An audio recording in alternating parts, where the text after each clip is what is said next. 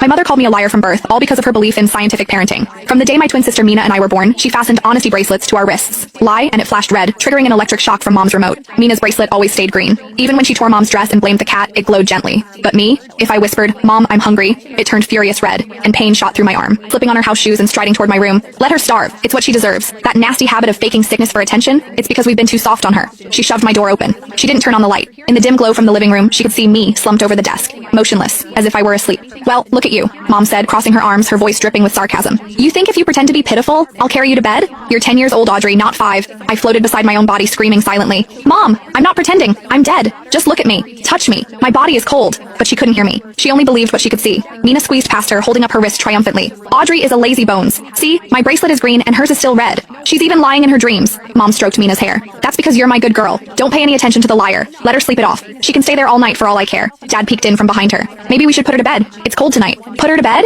Mom snapped. "Absolutely not. Kids today are spoiled rotten. The parenting experts say you have to use the cold shoulder method in these situations. She has to realize her own mistake. Look at that red light. It means her psychological state is still extremely defiant. She hasn't reflected on her actions at all. That's enough. Let's go to bed. We have to go to your grandma's tomorrow for New Year's Day." Mom turned on her heel, pulling the door closed behind her. Click. The lock engaged. I floated beside my corpse, watching that single point of crimson light in the darkness. The despair in my soul was colder than death itself. "Mom, if you had just taken one more step, if you had just touched my hand, you would have known I was already cold. But you didn't. You only trust that cold machine, not the daughter you carried for 9 months." Late that night, a mouse scurried out from my empty closet. I used to be terrified of mice. I would scream every time I saw one. But now I could only float at the ceiling, watching as it scurried brazenly across my corpse. "Go away," I tried to say, but no sound came out. The mouse gnawed at my toe, drawing a single bead of purplish black blood. I couldn't feel it anymore. That was nice. Finally, no more pain. I whispered to the pathetic shell below me, "Don't be scared. You can't feel a thing anymore. It'll all be over soon." The next morning, the winter sun streamed through my window, but it brought no warmth to my corpse. The clatter of pots and pans echoed from the kitchen. Mom was making breakfast. The smell of frying eggs wafted under my door. Normally, it was the most tantalizing smell in the world,